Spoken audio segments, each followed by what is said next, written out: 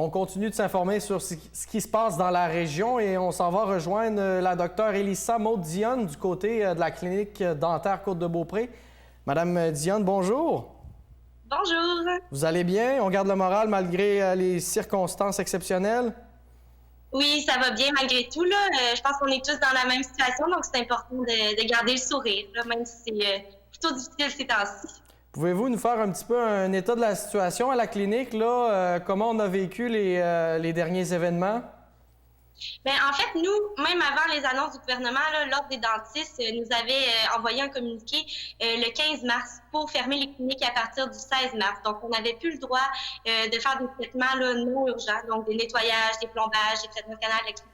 Des traitements qui sont actuellement courants, mais qui sont peu urgents pour la santé des patients. Donc, depuis le 15 mars, on a dû fermer la clinique. Nous, on continue tous les appels d'urgence. Donc, je réponds aux messages plusieurs fois par jour. Puis, on essaie de tout gérer par téléphone parce que la situation continue d'évoluer. Mais le plus possible, on gère par téléphone. Si vraiment c'est nécessaire, on peut voir les patients là, à la clinique. Comment on détermine qu'est-ce qui est un service essentiel versus un service là, qui est pas urgent, là? Est-ce qu'on a une grille ou encore on se remet au bon jugement de chaque professionnel? Bien, en fait, au départ, on n'avait pas nécessairement de grille. Là. La grille a été élaborée au fil des jours parce que la situation est en évolution croissante. Je vous dirais, au niveau des traitements là, qui sont clarifiés d'urgence, on a quand même vraiment une bonne description de ça. Donc, c'est les infections qui ne peuvent pas être gérées par médication, les douleurs aiguës, les traumatismes qui causent la douleur aiguë également. Tout ce qui ne peut pas être géré par médication, justement, à ce moment-là, on comprend ça comme une urgence à traiter. Par contre, là, il y a des directives de l'ordre qu'on reçoit. C'est quand même ambigu encore, je vous dirais, là, parce que hier, on recevait la directive que pour voir le patient, il fallait avoir une jaquette, une visière, puis un masque N95. Puis, ce matin, on reçoit la directive que finalement, c'est correct qu'on peut traiter les patients sans avoir ce type de masque-là, ni jaquette, ni visière. Donc, c'est vraiment ambigu. Puis là, ça crée quand même de la confusion autant au niveau des dentistes que des employés parce qu'on ne veut pas se mettre à risque autant pour les employés, autant pour la population, pour la famille des employés, etc. Donc là, il y a comme un mouvement de masse auprès des dentistes qui fait qu'on s'est comme mis d'un commun accord qu'on va décerner diverses cliniques au Québec qui vont être en mesure d'avoir ces équipements-là, parce qu'il faut comprendre aussi que en ce moment, c'est backorder. Là, on ne peut plus commander de masques, on ne peut plus commander de jaquettes, de visières.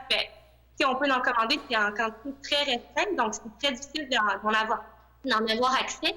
Pour des cliniques comme nous ici dans la région, pour le peu d'urgence qu'on doit vraiment traiter, c'est difficile là, de gérer tout ça avec les employés et tout. Donc, on a décidé là, pas nécessairement de fermer boutique. Là. Moi, je reçois encore des appels d'urgence, puis je passe plusieurs heures par jour à répondre aux patients, puis à discuter avec eux pour les rassurer, puis à leur prescrire de la médication.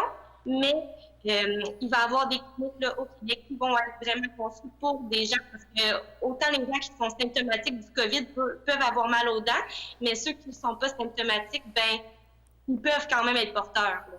Puis en maintenant ces services-là, j'imagine qu'on le fait pour les bonnes raisons. Là, on le fait un petit peu à la perte. Là. Est-ce que vous trouvez que vous avez assez de reconnaissance? Parce que quand on ouvre la télé, là, on félicite beaucoup les gens là, dans les hôpitaux, mais on n'entend pas beaucoup parler de la profession de dentiste. Est-ce que c'est quelque chose qui se discute aussi? Oui, bien en fait, la reconnaissance, je pense que c'est propre à chacun. Là. Moi, auprès de mes patients, quand je les appelle, là, tout le monde est hyper content. Puis je pense que le service auprès de notre communauté ici, le monde sont reconnaissants puis ils voient le travail qu'on fait parce que, comme vous dites, c'est à la perte. Oui, là, moi, je ne fais absolument rien pour mes consultations. Okay. En ce moment, le téléphone, je passe plusieurs heures par jour puis il n'y a aucune facturation qui est faite pour ça. Donc, c'est sûr que c'est plus difficile. Au niveau de la reconnaissance, j'avoue que dans la population, c'est quelque chose qui est très difficile. Il y a été hier, il y a eu justement un article qui est sorti avec la presse là, concernant le gouvernement qui oublierait les dentistes, puis je lisais les messages, les commentaires en dessous, puis ça fait quand même mal au cœur de tout ça. Oui, parce que moi, j'ai lu exactement le même article, là, puis lorsque vous allez reprendre vos opérations, vous allez avoir besoin de soutien là, des gouvernements. Là, je présume qu'à l'heure actuelle, on nage un petit peu dans l'inconnu à ce niveau-là? Oui, totalement. Là, en fait, tu sais, justement, comme je disais un petit peu par rapport à cet article-là, quand je l'ai lu, puis je lisais les commentaires, il y a beaucoup de gens qui commentaient que les dentistes faisaient pas pitié, qu'on faisait déjà beaucoup d'argent, Je comprends la situation, puis je comprends amplement que tout le monde est dans une situation difficile en ce moment, donc c'est vraiment pas dans le but de faire pitié ou quoi que ce soit. Mais oui, c'est quand même inquiétant parce que les frais engendrés par une clinique dentaire, c'est beaucoup de frais. Puis, c'est sûr que nous, les employés qu'on a à notre charge, bien là, il va falloir les payer quand on va revenir, il y a beaucoup de choses qu'on est encore dans l'inconnu. Puis là, justement, même la prime d'urgence du gouvernement fédéral qui a été adoptée pour 2 000 $ par mois pour 4 mois. Pendant un bout de temps, l'Ordre des dentistes nous mentionnait qu'on n'était pas éligible à ça. OK.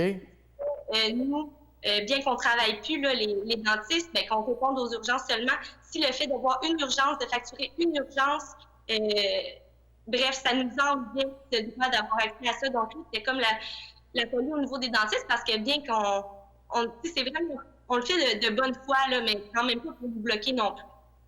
Puis l'élément le plus difficile à vivre là, en ce moment, j'imagine que c'est d'être loin justement de nos collègues de travail puis de notre clientèle qu'on apprécie beaucoup. Oui, exactement. Nous, l'équipe, on est chanceux, là, on est très soudés, donc on se fait beaucoup de petits Zooms. Là. On a découvert la nouvelle application pour faire des vidéoconférences. Donc, on se fait beaucoup, on essaie de prévoir des projets pour le retour, essayer de se tenir informés parce qu'on passe tout notre temps ensemble. Habituellement, là, on travaille beaucoup ensemble. Au niveau des patients, là, c'est drôle que vous me dites ça parce que justement, hier, j'ai un patient qui a appelé au téléphone, puis il a pris la peine de dire écoutez, moi, c'est pour un nettoyage, c'est vraiment pas urgent, mais je m'ennuie, je suis tout seul. C'est un patient assez âgé, puis il est tout seul à la maison. Donc, il dit si ce serait juste possible de m'appeler pour discuter, j'ai besoin de compagnie. Moi, on a parlé pendant 45 minutes, puis c'est là qu'on voit la reconnaissance aussi. Là, ça fait du bien des deux côtés. Mais oui, on s'ennuie beaucoup, autant des patients que des employés. Là, je comprends que la communication est maintenue avec vos collègues là, via Zoom, là, mais si vous aviez un message à transmettre à vos clients qui nous écoutent, là, ça serait quoi? Bien, en fait, comme je disais, là, c'est sûr que la situation est difficile pour tous. Puis je pense qu'en ce moment, ce qui est beau, c'est de serrer les coudes. Donc, autant au niveau des entrepreneurs de la région, je voyais que vous aviez communiqué avec plusieurs entrepreneurs du coin. Je trouve ça super beau de donner le soutien comme ça via la télévision d'ici. Donc, vraiment, ça va être de plus en plus de se concentrer dans notre région. Donc, autant au niveau alimentaire, autant au niveau dentaire, d'éviter d'aller à Québec pour des traitements dentaires quand c'est possible ici avec les divers dentistes de la région. Donc, vraiment de soutenir pour se lever plus fort ensemble. Puis c'est sûr qu'on va se lever, là. C'est sûr que ça va finir par bien aller. C'est une étape difficile à passer. Oui, tout à fait. En terminant, là, pour les gens qui ont vraiment des urgences, là, le téléphone, c'est le meilleur moyen ou on peut utiliser Facebook? Comment ça fonctionne? Bien, en fait, le téléphone, moi, je prends les appels environ le matin et le soir là, pour éviter qu'il y en ait qui se perdent. Là. Mais le moyen le plus rapide, c'est évidemment par la page Facebook. Là. Vous l'avez expérimenté, vous aussi. Là, on est sur la gâchette. Super. Donc, merci beaucoup pour l'entrevue. Puis, profitez-en pour faire des choses que vous n'avez pas le temps de faire là, habituellement là, avec votre train de vie là, qui est assez chargé. Là. Bien, merci beaucoup à vous. Voilà, c'était la docteure Elissa Maude Dionne qui nous parlait là, du côté de la clinique dentaire Côte-de-Beaupré à Sainte-Anne-de-Beaupré.